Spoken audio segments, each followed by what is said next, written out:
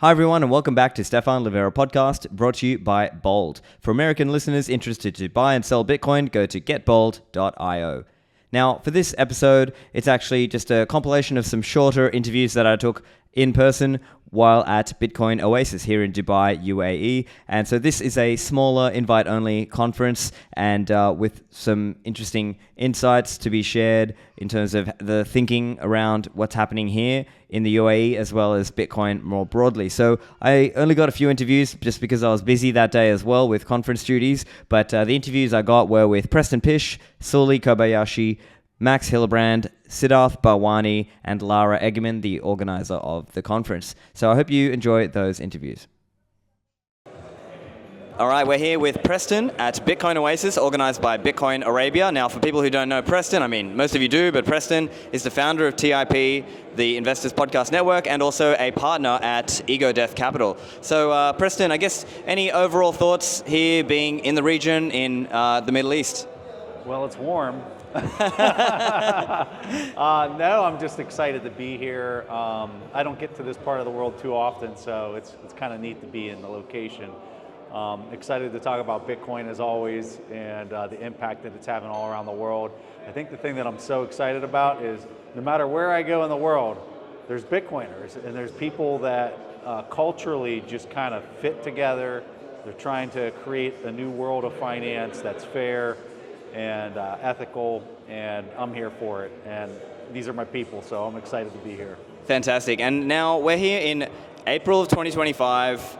You know, it's been 16 years in, but it seems like we're going through another big cycle now. That's what it feels like. I'm curious what your thoughts are on sort of how this cycle has played out compared to past cycles. Yeah, it sure feels like the 4-year cycle's dead, doesn't it? Perhaps, yeah. Maybe. Yeah, this one is different. There is something very strange, or like nothing like the previous two that I experienced. It seems like it's just kind of, I don't know, grinding its way up, but not nearly as aggressively as the last two, which makes it feel like maybe this cycle might be extended, or maybe we're just in a new paradigm altogether. But yeah, I don't really know what to make of it, to be quite honest with you, Stefan. It is definitely different compared to the other cycles we've been in. And I'm curious, I think one thing, if you look back at past cycles, right, 2017 was like shitcoin ICOs, 2021 was like DeFi and NFTs. Is this the cycle of Bitcoin ETFs and Bitcoin treasury companies and Bitcoin strategy companies? Yeah, it almost seems like, and maybe even like borrowing and lending on Wall Street would be like the next phase that comes to fruition in the coming year or two. So what that means for, typically what we've experienced is there's so much hype and so much excitement that pours into the market, it overextends itself, and then you have a massive consolidation of like 80% down in dollar terms from how high it went. And this, I just don't know what to expect, because some of the people that are coming into the space, I would like to think that they've learned lessons of the past, but they probably won't, and they probably will overextend and make similar mistakes. But like, it doesn't feel like we're anywhere near that right now with where we're at in 2025, April 2025. But that doesn't mean it can't get there quick. So I don't know if that's a good answer. Yeah, sure. But I think let's touching on that. I think leverage is a topic that, in past cycles people have gotten wrecked. Of course, the classic sort of 100x on BitMEX or whatever. Even last cycle, there was Celsius and BlockFi and things like that. But is there a sense in which it's more mature this time? Are there, let's say, professional finance managers who are managing with a leverage ratio that's say 20% instead of going crazy? I would like to think that the answer is that it's going to be more professional and understood, and they're not going to do crazy things like that. But unfortunately, I think the cultural mindset of the legacy system, where everything's fractional reserved, everything's is borrow as much as you can and then go buy real things with all this borrowed money. I think that cultural tactic is going to be applied to Bitcoin yet again, but just at a higher level. And this isn't me being a pessimist. This is me just looking at the incentives and like what everybody's used to doing. And I suspect they're probably going to try to play some of those games again, and I hope that they don't. I hope that they can learn from all the mistakes that this community has already experienced time and time again. And maybe they will, maybe they won't, but I'm kind of tending more towards the pessimistic stand. And I'm not a pessimist, I'm really an optimist, but I'm not bullish on Wall Street figuring it out on the first go, I guess. Right. And look, there are different levels of this. There are people who are doing, let's say, on-chain finance, things like, as I know you're an investor with Debify, right? So I'm an advisor with Debify. Right, so you're an advisor with Debify, and Debify is trying to do this in a way where it's non-rehypothecated, and of course there's different lending out there in the space. How are you seeing the competitive environment there from a Bitcoin, borrowing against your Bitcoin perspective? Yeah, so there's a reason I'm an advisor at Debify and have admired Max Kai and his team for quite a while. Because he's the only guy really that's been in the game in the borrowing and lending space through multiple cycles and hasn't blown up or have any of his customers blow up. And the reason why is because he never does any type of fractional reserve. He doesn't commingle funds. It's peer-to-peer borrowing and lending, and it's over-collateralized. So if you're going to do borrowing and lending in Bitcoin, in my opinion, you have to do it that way to do it without compromising anybody that's in that tree of both parties and anybody acting as a custodian of the collateral. So when we look at Wall Street, and are they going to adopt that way of doing and borrowing and lending? Probably not. Probably not. They need to, because I think anybody who doesn't do it that way is going to learn some really, really hard, painful lessons. So, interesting. I mean, as you mentioned, this is, let's say, the on-chain sort of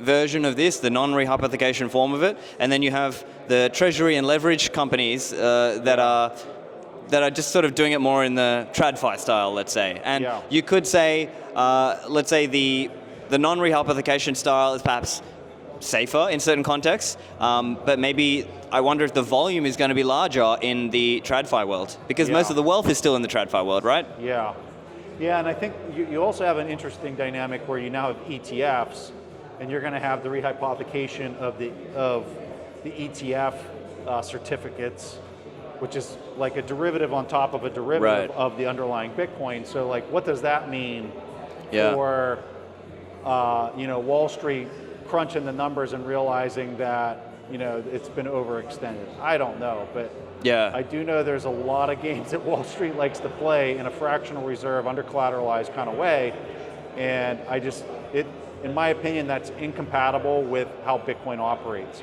It's just a function of how long it takes for the market to realize that it's been overextended, or that there's people out there swimming naked. Yeah. And but then let me put the question to you this way. Does that mean you should not allocate to any of these treasury companies at all? Or is it more like maybe you think, okay, I'm a hodler and I'm going to keep, maybe call it 80% or 90% of my stack in my cold storage multi-sig, but maybe 10% or 20% is where I might think about, okay, do I want to have an investment in treasury companies or these kinds of things? Or how do you, or are you just more like, no, just self-custody only? No, I look at it like this. This is a giant Kelly criterion calculation. First of all, you have to have relatively high assurance that you can invest in a company, let's just use MicroStrategy as an example, that can actually outperform Bitcoin. Michael's demonstrated that he can do that. Whether he can do it consistently, that's a whole other question. But for me, I would say, I think he can. I think that he can potentially do that. In a per share basis, I think he can continue to accumulate more Bitcoin. And so then the question comes, if I can buy that at a decent price, the premium over the NAV, right, that's going to allow me to be profitable in that trade in Bitcoin terms, how much of that from a position size should I own versus just owning cold storage, my own Bitcoin? And so it becomes a question of the Kelly criterion. And part of that calculation and the Kelly criterion is like, how much more of a percentage am I expecting to get by owning this versus that? And if it's not much, which I would argue in this case, it's slightly better, what you find is in that Kelly criterion calculation, your percentage of owning that should be really low, especially considering Bitcoin's past performance. So we're talking under 5%, this kind of thing? Yeah, you're probably, if I was just going to play it safe, I'd say you're definitely under 10% in portfolio sizing relative to the rest of it being in cold storage Bitcoin. So people who don't understand that math or what I'm talking about, I would just Right, the safest thing is just self-custody. probably stick to self-custody. I would tell you, research the Kelly criterion and what that's all about, and then you got to really be able to perform economic calculation and security analysis for a company like MicroStrategy and be able to understand like what the value is, what buying at an appropriate valuation is, and stuff like that. Right, and to some extent, it requires maybe not perfect timing the cycle, but your entry point really matters, right? Like if you get in at a good entry point on those kinds of things, then it can work. But just like in Bitcoin itself, if you time your entry really poorly, and you're not long-term with your thinking, you could buy the top and then spend a few years underwater, and that can be very painful, and often people buy the top and then sell because they're panicked. So I guess price is what you pay and value is what you get. Right. So Buffett, I'm a hardcore studier of Buffett. I know that he's not a real popular guy in this space, but you look at MicroStrategy, do I own it? Yep, I do own it, but all of my purchases were when the stock price was below the NAV value of the Bitcoin on the balance sheet. I see, yeah. So like it maybe in a bull cycle, MNAV goes to these multiples, and in a bear cycle, it may go down to 1 or even below 1, as it did in the previous bear market. So important to for people to understand the way to think about these things. Anything else that you find interesting in the world of Bitcoin? I mean, at the end of the day, it's freedom tech. People might come to make a bunch of money, or they're attracted to the speculative aspects of it. But if they hang around long enough, they're actually here for the freedom tech. And boy, that's an exciting thing, because when you look around the world and you look at how corrupted a lot of these governments have become, especially from like a free speech and just free and open commerce, and just not having your wealth stolen from you, Bitcoin is the promise and the hope in all of that. And it's fun to talk about the MicroStrategy as a security analyst and somebody who loves just studying markets. I love talking that stuff, but what I'm really passionate about is the freedom tech that's underneath the hood of all of it. Absolutely a fair point to make, and I agree with you on the freedom tech. So listeners, check out Preston's work. He's at the Investors Podcast, and he is a partner with Ego Death Capital. Preston, thank you for joining me. Thank you, Stephan. Back to the show in a moment. This show brought to you by CoinKite.com, the creators of the best Bitcoin hardware security devices, such as the Coldcard Mark IV and the new Coldcard Q. Now, we use Bitcoin hardware security devices to keep our keys offline, our private keys offline. Now, the way these work is you can do that setup, write down your 12 or 24 words on the seed word cards, and keep that secure. Now, you can use this device to interact with the Bitcoin network using software such as Sparrow Wallet, Electrum, or Vector Desktop, or Nunchuck as a few examples. Now, you have a range of security features that you can use with these devices, such as passphrases. You can use seed XOR, or my favorite is multi-signature. Now, if you're starting in a basic way, just start with the device and the USB-C cable, plug it directly to the computer and use it that way, and then later improve your setup. But I believe these devices are great at helping secure your coins, especially as you start to migrate up into multi-signature security. But don't be disheartened or don't be scared away. They are accessible, and I think you actually do learn about Bitcoin in the process. So to get yours, go to coinkite.com, use code Livera to get a discount on your cold card. This episode brought to you by Galoy. They are building banking software for the Bitcoin age. So if you are with a bank, a fintech, or a startup looking to offer some kind of Bitcoin product, whether that is a Bitcoin collateralized loan, deposit accounts, or payments, Galoy can help you. Their latest product is called Lara. It is a loans management platform, and you can use this to come to market quickly and offer a loans or Bitcoin collateralized lending product for your customers. Now, Galoy have a lot of experience in the space. They started with Blink Wallet in 2020, and they've since grown this to become a community favorite over time. And so they have a lot of experience making things work in a secure, reliable, and scalable way. So if you need assistance coming to market quickly with a Bitcoin banking product, such as lending or deposits or payments, talk to the team at Galoy.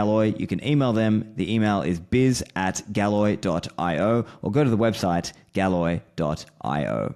And now, back to the show. Hi guys, I'm here with Sooly Kobayashi. He's the founder of Neo Wealth. Sooly, tell us a little bit about what you're working on and what are the kind of key things you're seeing nowadays. Wow, so I cover Africa and the Middle East, basically helping Bitcoin companies work in the market in Africa and the Middle East, and helping non-Bitcoin companies getting on board on Bitcoin, as well as I'm the nation state advisor for Gen 3s for Middle East and Africa. Lately, just came from Cameroon this morning. It was very, very interesting from really, let's say, senior executives in the countries interested, understanding Bitcoin. Boomers, we think in the West are not getting it, but they're getting it in Africa. How I see things, well, okay, don't really, I mean, you'll have a lot of pushback on this, but like conferences in the West are about number go up, and Africa, Bitcoin conferences are more Bitcoin. Right. So the last 48 hours in Cameroon, like 22 years old hackathon students just broke the mobile money main app of the country, developing a bridge from Lightning to mobile money in 24 hours. So this is what's happening. All around Africa, yeah. I mean, it's interesting to see. So what kinds of people are you seeing reach out? And also you were mentioning you're getting even some Nostra inbound. Can you talk to us about that? Oh yeah. First off, I started the first Arabic Nostra relay. So I couldn't not to say NostraArabia.com. So please feel free to connect. Yeah, I mean, I got suspended in September on X. On X, yeah. Luckily, for me to look at Nostra more seriously. And I did, and it's been really amazing, fantastic, from the good mornings to the good evenings, the engagements. Like, from a personal point of view, it's really refreshing. I said, like, I think on X, it's like living in the city, and on Nostra, it's like living in the mountains. It's really nice, it's really cool. From a business perspective, we spoke about this, like the prospects you get on Nostra is much better than X, with no spammers, no really fiat Web3. I mean, there are some. But interesting, yeah. It was really, really interesting. Yeah, fantastic. And so what kinds of things are people reaching out to you for? Like, are they asking for self-custody advice? Or are they asking for how to get started with Bitcoin? Are they looking to take Bitcoin payments? Like, mainly family offices. Like, us Bitcoiners, we're really into the technicals, right? But in Africa mainly, and the Middle East, when I say Middle East, I say like outside Dubai, we need to keep it more simple. Like, they want Bitcoin, okay? So let's get them Bitcoin first, like manufacturers in Africa, okay? Like big high net worth individuals, instead of like pitching Bitcoin to buy Bitcoin, they own manufacturing sites, right? Excess energy, so let's start mining Bitcoin. So they start mining Bitcoin, transforming the cost centers into profit centers, and then they start seeing some profits coming in, so and then acquisition, then custody. Okay, so you're actually seeing a different pathway. It's not the typical buy Bitcoin for the store of value. No, you're seeing it more like the energy aspect of it. I mean, this is how I started pitching it for Africa. This is how the word of mouth is doing it. But in Africa, it's like there's, like in Cameroon, for example, the perception Bitcoin is crypto. They don't even know any difference. They don't know what is what. So yeah, they come in for crypto and they end up with Bitcoin only. Yeah. Fantastic. And then what about on the kind of merchant aspect or the taking payment, processing Bitcoin, using Bitcoin? Are you seeing much interest on that front? They have, but they're not having the interest of the BTC Pay server, more complex integrations. They want it. They've been using the wallets. I think Blink is doing a great job with their GitHub open source. What else? They're just frankly using their own like blue wallet sometimes, which also works. Right. So this is what it's like. Africa just simple, is like about kind like of, what works, right? Yeah. Now comes more complex, more advanced, where yes, we're trying to pitch BTC Pay server to a proper like accounting, etc. But yeah. I see, yeah. So I guess you're starting them on something simple like a Blink, and then Blink has support for things like a Lightning address and things like that. Use Aqua first. If Oh, they get Aqua. it. Okay. Yeah. So what are you finding with Aqua in terms of like users? Do they like it? They love it just because they have that flexibility of liquid as well. But also there's always options of like there's some new updates for Aqua. I'm not gonna ruin the updates coming up, but like the integrations that Aqua can do or is doing it, plus it's fully full custody, it helps. Yeah. I mean, to be fair, I would say it's considered, LBGC is not self-custodial in the sense that the Bitcoin is held by the Federation. Just Bitcoin is. Yeah. It is. Yeah. Blink is it. Yeah. However, I do use Blink depending on the personal. Those are the only two wallets that I use and onboard people with. But absolutely, I'm a fan of. Yeah. Dancers on the streets. At night I had that in Brussels once where. What worked was Wallet of Satoshi, just because of... Right. Yeah, so it depends who you're talking to. Yeah.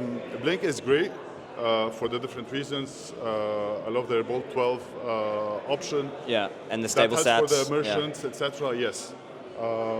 Right, so on the Blink side, it's things like stable sats, and then on the Aqua side, it's more like let them, if they want to, flip to Tether and then flip back into Bitcoin when they're ready, that kind of thing?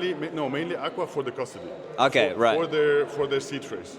Gotcha. Just because it's a 12-word seed thing, and yeah. I mean, so you have the phone, you can get an OKYC phone number, you can do it, yes, but you still have a phone, you still have an email, if I'm not mistaken. Right. Yeah.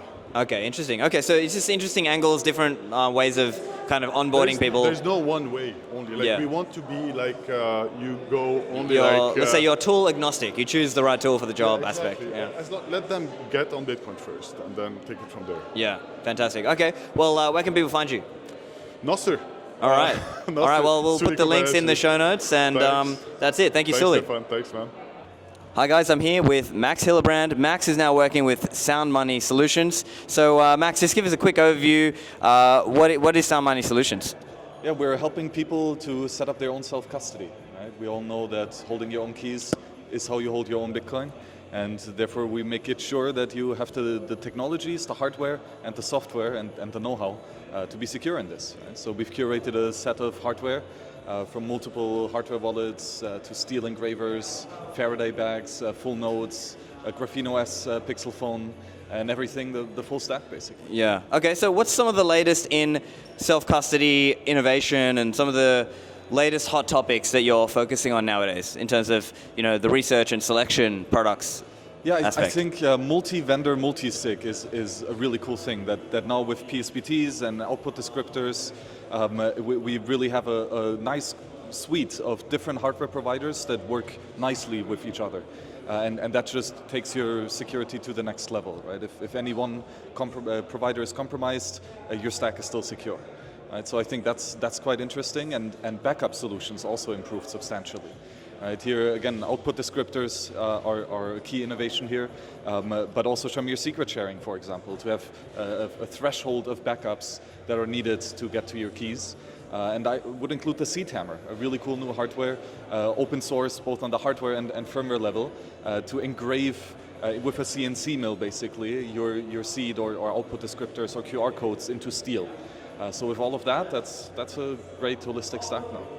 Excellent. And so what kinds of customers are you seeing so far? Are they just regular plebs? Are they corporates? Are they high net worth? Give us a bit of a flavor there. Yeah, I think it's definitely primarily focused on high net worth individuals and corporations or small businesses. Specifically venture funds or family owned offices are the ones who see the need for protection of wealth and have the time and to really look into it. And so those are the key areas that we're focusing at the moment. And so those new people coming in to you, are they people who are, let's say, deep down the rabbit hole, they've been hodling for a long time, or are they actually relatively new, and are they actually learning a bit about Bitcoin as they go? It's a bit of both. There are people who got into Bitcoin 2013, etc., but they never upgraded their stack since 2013, so to say. So they still use old offline laptops, to hold their keys and have their, set up this way, and simply never upgraded it. Yeah. Right? So what would you say are some of the common mistakes or common pitfalls that people are making if they've got an old security setup that they have not updated? Well, for one, the firmware has to be updated frequently, right? So making sure that the operating system is up to date, because even a couple-month-old software can have security vulnerabilities that are fixed in more recent versions of the firmware. Right? So just keeping your software and hardware up to date is quite critical. And you're just missing out. I think that's the key point, right? You have big opportunity costs of no longer being on the cutting edge, right? We now have, for example, with the cold card queue, right? Like hardware with multiple secure elements, right? In a slimmed down package with a full keyboard, etc., and a large screen. That's just so much better. We couldn't have dreamed of something like this 10 years ago, right? And this was something that only the military or like corporate C-suite people had, this type of access to such secure hardware. And now you can get it for a couple hundred cents, right? So that's incredible. Yeah, great. And so in terms of just kind of Bitcoin more broadly, what are some of the things you're watching, like outside of the, let's say, the self-custody world? What's interesting to you? Well, I think the current debates on upgrades to the stack machine of Bitcoin, right, the script updates, is really interesting because there's a lot of fine-tuning of existing protocols like the Lightning Network that can be done, but also vast amounts of innovation, for example, ARC or other second-layer protocols, specifically zero-knowledge proofs that enable finally a two-way peg sidechain with very minimized trust assumptions, which is extremely exciting. And plus the entire concept of more advanced scripts for protecting your wealth. Right? So these are, for example, time-locked vaults, where after a certain time you have a decay of the multi-sig, or just different keys get to spend your Bitcoin at different times, making the loss of keys less troublesome. And vaults are another concept that really take your security to the next level. So this is all quite interesting, what we continue to innovate in the Bitcoin area. I see. So some of that is, let's say, miniscript enabled, and some of that is just generic scripting enabled, things like opvault or CCV and other things like that. Yeah, exactly. Especially with Taproot and miniscript, we really have a whole new tool set to make much more complex scripts that would not really have been reasonable in the legacy world, so to say. Simply because of privacy reasons, you have to reveal the entire script whenever you're making a spending transaction. And cost efficiency, right? Because a sophisticated script can be quite large with numerous spending conditions, and you have to pay for that for every spend, even in the happy path. But with Taproot specifically, the happy path is just a single sig, right? Which is fantastic. Which can even be a multi-sig inside that single signature, right?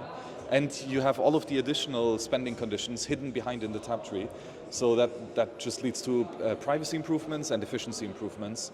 And that means people are much more confident and willing to use these more sophisticated scripts. Excellent. Okay, so look, let's finish it up. Any tips for people to think about when it comes to self-custody? What are some tips that they should keep in mind to make sure that they have best practices?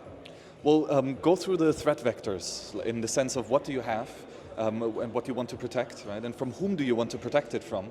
And what are your allies? Like who can help you in this protection?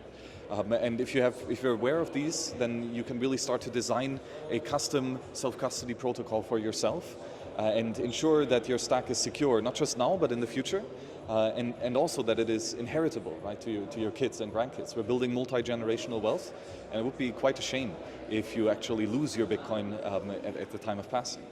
So be aware of some of the pitfalls and just keep studying. There's a lot of information out there. There's a lot of professionals that can help you with these questions. So stay curious. Excellent. That's Max Hillebrand from Sound Money Solutions. Thank you, Max. Thanks, Stephan. The lead sponsor of this show is Bold, the best place to buy, sell, and save Bitcoin. For listeners in the US, Bold lets you secure your financial future with complete peace of mind by integrating a low-fee, Bitcoin-only brokerage with next-gen multi-sig vaults. With Bold, you can smash buy Bitcoin or set a DCA plan for only 0.99% fees and seamlessly deposit the Bitcoin direct to your Bold vault. The Bold vault is a 2 of 3 collaborative multi-sig where you hold 2 keys and Bold holds 1 as a redundant backup, protecting against loss or theft. You can use Trezor, Ledger, or Coldcard hardware wallets to spin up a Bold vault in just a few minutes, and the Bold vault is the only collaborative custody vault available with 0 monthly fees. They're also offering 0 fees on your first $10,000 of Bitcoin buys and $25 of free Bitcoin when you buy $100 of Bitcoin or more. Try Bold today and upgrade your stacking experience over at getbold.io. And now, back to the show. Okay, I'm here with Siddarth Bharwani. He is the CFO of JetKing. So for people who don't know, JetKing is the first company in India, or public company in India, doing the Bitcoin treasury strategy. So Siddarth, tell us a little bit about yourself and what your thoughts are so far at the event. Sure. Yeah. So I'm Siddarth Bharwani. I'm Joint Managing Director and CFO of JetKing. Long story short, with our Bitcoin treasury company, we went in and made an investment in Bitcoin in 2022. And since then, we followed the regulations, see what was going on. And in 2024, took a position and said we're the Bitcoin treasury company. We've done our first raise. We're looking to raise a lot more and then just keep buying Bitcoin. Event so far is amazing. I like people who talk Bitcoin, and Bitcoin only is the preference. And yeah, so fantastic. far it's all good. Yeah. Can you give us a context of like the size of the company and the size of the Bitcoin stack so far? Sure. So the market cap is right now about 10 million odd, and we have about 15 Bitcoin on the balance sheet, and we're looking to scale that to 150 in the next 6 months. That's the first milestone. We're still contemplating different instruments in India because the regulation is still slightly unfolding there. But the idea is to go all out once the first raise is done. Fantastic. And so what other available, so on the equity side, people talk about like ATM, and on the debt side, convertible notes and things like this. What are some of the instruments available in India to a public company? Sure. So we're keeping it super straightforward in the first one. So what we're doing is a CCPS, which is a compulsory convertible preference share, and then a CCD, which is a compulsory convertible debenture. And again, you cannot be as creative as Japan or America in India. And the idea is to start with one, see how the regulations respond, and then go to the other one. So we'll see what all and how creative we can get, but the idea is to start one by one and then scale it up from there. And as I understand, part of this strategy involves, because you're buying Bitcoin, you put it on your company balance sheet, and then that turns the volatility of Bitcoin into the volatility of the company shares, and that in turn creates this implied volatility, which then the options traders, they like that. Right. So are you seeing that dynamic yet in your company? Not so far because it's small. Like the treasury is small right now, but eventually, so there's two exchanges in India, right? So National Stock Exchange and Bombay Stock Exchange. The FNO and the derivatives plays much more high frequency in the National Stock Exchange. We're not listed there, but we will be listed there in the next 6 months.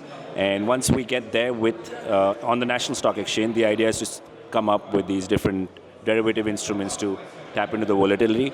Like Sailor says, volatility is vitality, right? And we end up using it to our advantage at a later stage. Right, yeah, and as I understand, as you say, it's early days, but it's interesting to see this is happening in countries all around the world. Right. And I guess the skeptic might have said, oh, look, there's only room for one big player, it's only MicroStrategy, and it won't work for smaller companies. What would you say to that? I think there's room for everyone. There's about 6,000 listed companies in India. I am talking to 12 of them actively right now to just start it as an investment, right? So there's a play in Bitcoin Treasury, which is a Bitcoin Treasury strategy and a Bitcoin Treasury operation, right? Operation is taking your equity, taking debt, and then keep buying Bitcoin. And the other one is the Bitcoin Treasury strategy, where you just take it as an investment position. Just hodl it, give it a contribution, allocate 1, 2, 5, 10, 15% to that treasury, and just hold it for the long term. So these different models will kind of evolve as we go, but I think there's room for everyone. Bitcoin was built by the community, and it just should be expanded to the community further.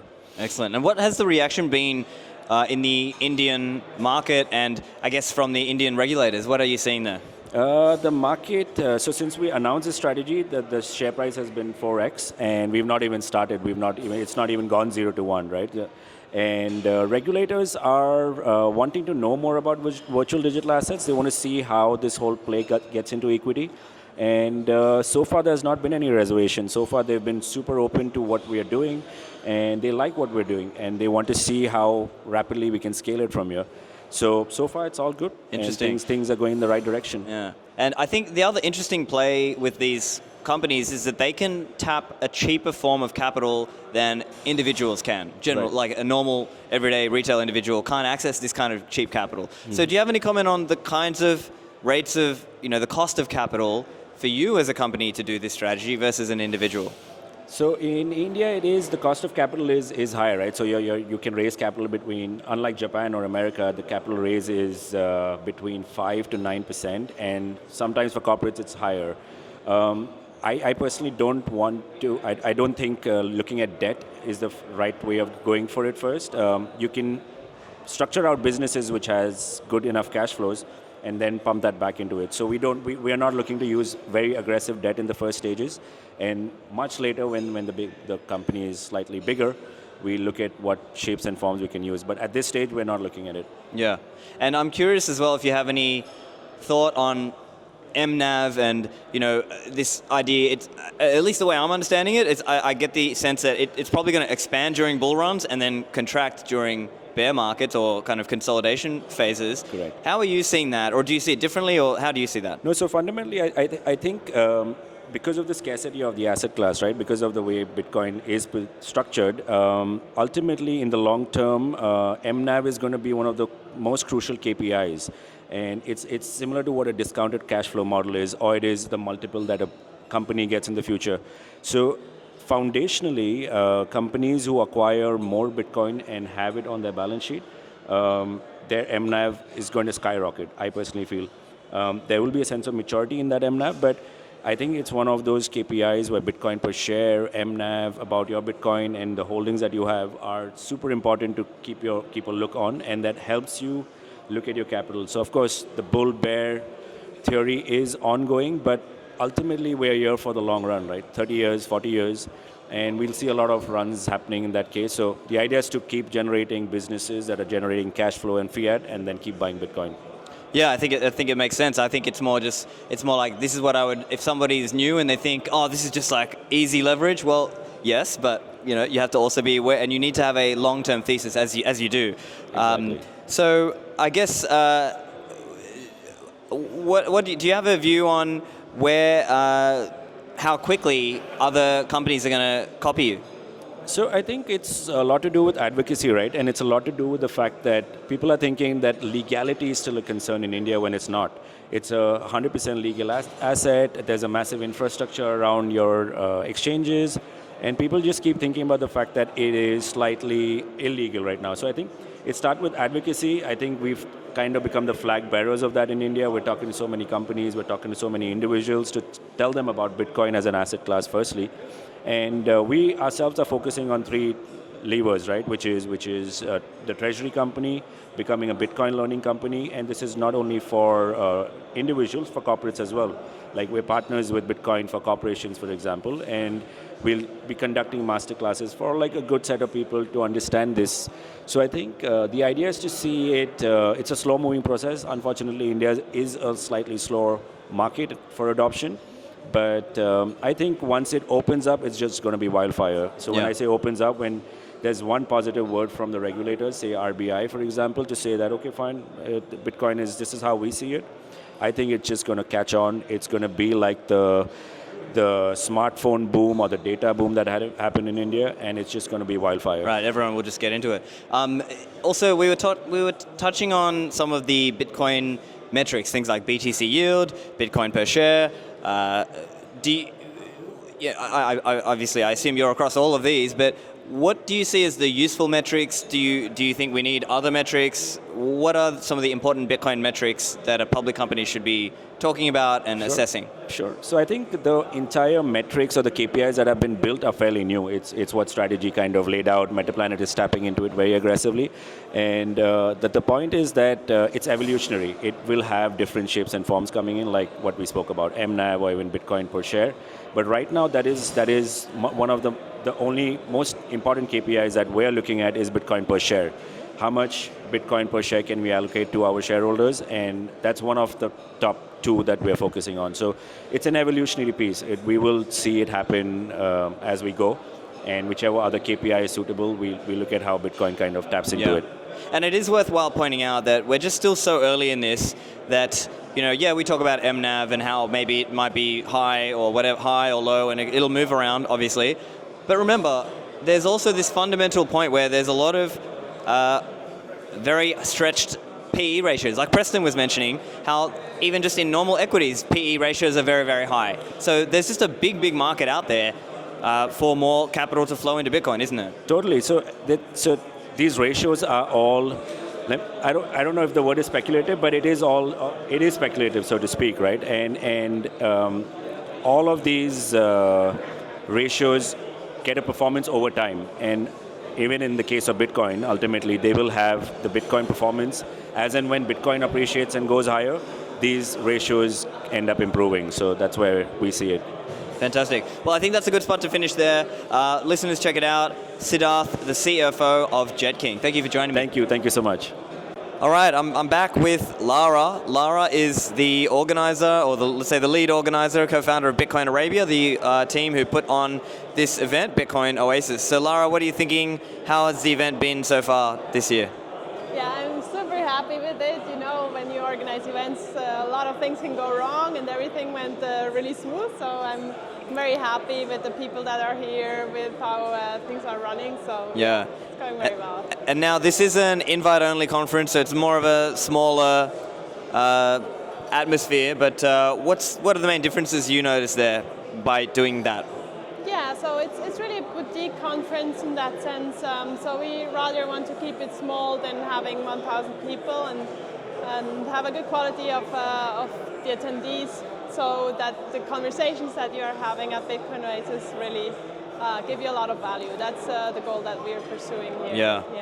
And I guess this started last year, right? Like it was, and then how have things changed over the year or two? Well, things are really going very fast in this region. I think the GCC, they're pushing hard on Bitcoin and crypto in general, and things are moving very fast. We see a lot of good signal from institutional investors from the region. Any updates you can share for people in terms of what's happening locally? Is there anything on the regulatory side, on the government side, that is worthwhile sharing?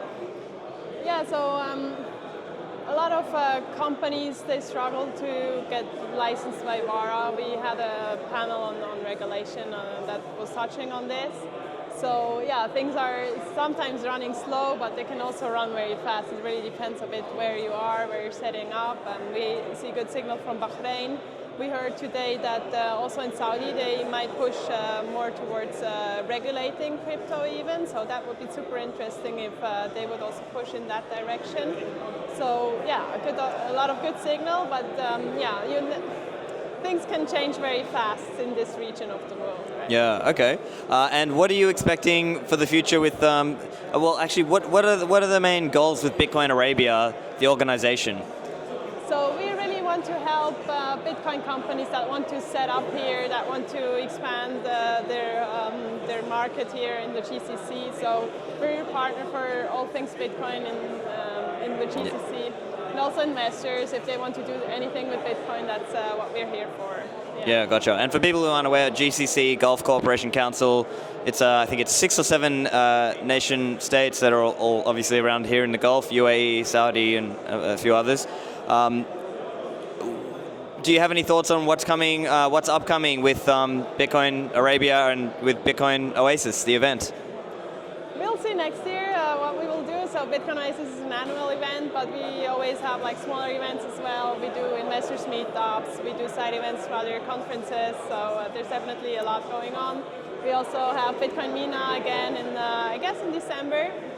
So that's a bigger conference organized by Bitcoin Magazine that will happen as well. So yeah, a lot of good events coming up here in the region. Excellent, cool. Well, we'll leave it there. Lara, thanks for joining me.